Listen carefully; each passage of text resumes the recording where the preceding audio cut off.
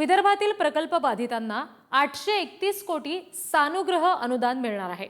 मुख्यमंत्री देवेंद्र फडणवीस यांच्या हस्ते उद्या त्याचं वितरण होणार आहे। 2006 ते 2013 या दरम्यान सिंचन प्रकल्पासाठी शेतकऱ्यांना प्रति हेक्टरी 5 लाखांचं अनुदान दिलं जाणार आहे। पश्चिम विदर्भातील 14,000 पेक्षा जास्त हेक्टर भूमी देणाऱ्या बाधितांना 700 कोटींचं वितरण असेल।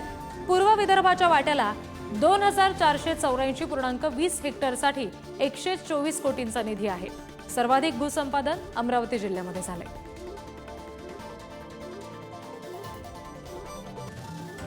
कोणत्या जिल्ह्यामध्ये किती अनुदान वितरित केलं जाणार आहे आपण बघूयात ग्राफिकच्या माध्यमातून।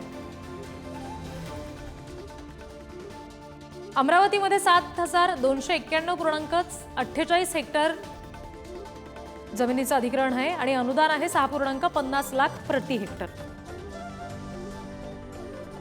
अकोल्यामध्ये 1,000 हेक्टर जमिनीसाठी 6.70 लाख प्रति हेक्टर इतकं अनुदान आहे, ज्याचं वितरण उद्या मुख्यमंत्र्यांच्या हस्ते होणार आहे। पुढचा जिल्हा आहे वाशिम। वाशिममध्ये 2,580.71 हेक्टर जमिनीच्यासाठी 6.20 लाख प्रति हेक्टर याप्रमाणे अनुदान वितरित होईल। बुलढाण्यामध्ये 1,312.25 हेक्टर जमिनीसाठी 19.21 लाख प्रति हेक्टर याप्रमाणे अनुदान वितरण होणार आहे। पुढचा जिल्हा आहे यवतमाळ। यवतमाळमध्ये 1,964.46 हेक्टर जमिनीसाठी 6.84 लाख प्रति हेक्टर असं अनुदान दिलं जाईल। आणखी तपशील आपण घेणार आहोत। प्रतिनिधी छगन जाधव सध्या आपल्याशी जोडले गेलेले आहेत त्यांच्याकडून।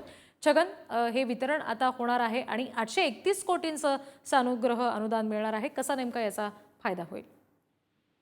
नक्कीच विदर्भातील प्रकल्प सुजलाम सुफलाम व्हायसाठी या प्रकल्पाची निर्मिती करण्यात आलेली होती आणि त्यासाठी शेतकऱ्यांच्या जमिनी देखील घेण्यात आलेल्या होत्या आणि त्या अनुषंगाने त्यांना अनुदान जे आहे ते फार कमी मिळाले होते। म्हणजे त्यामुळे विदर्भ बळीराजा प्रकल्पग्रस्त समिती सातत्याने ती मागणी लावून धरत होती। गेल्या 2014 पासून प्रकल्प बाधित जे आहे ते पाठपुरावा या संदर्भातले करत होते। अनेक आंदोलनं त्यांनी या दरम्यान केलेली होती।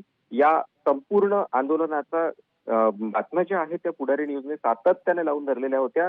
अखेर 2023 असेल किंवा 2024 असेल, यावेळी नागपूर अधिवेशनामध्ये देखील प्रकल्पग्रस्त बाधित जे आहेत त्यांनी रात्र जी आहे ती रस्त्यावर काढलेली होती। ही बातमी देखील पुढारी न्यूजने प्रकाशित केलेली होती आणि अखेर त्यांच्या आंदोलनाला आता यश आलेलं आहे। कारण उद्याला मुख्यमंत्री देवेंद्र फडणवीस अमरावती दौऱ्यावर आहेत।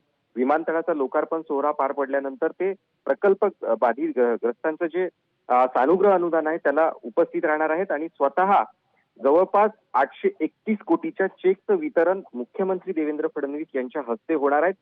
प्रकल्पग्रस्त बाधितांच्या आंदोलनाला मोठं यश या निमित्तानं आलेलं आपल्याला या ठिकाणी पाहायला मिळते आहे। रीती जी, छगन, धन्यवाद दिलेल्या माहितीसाठी।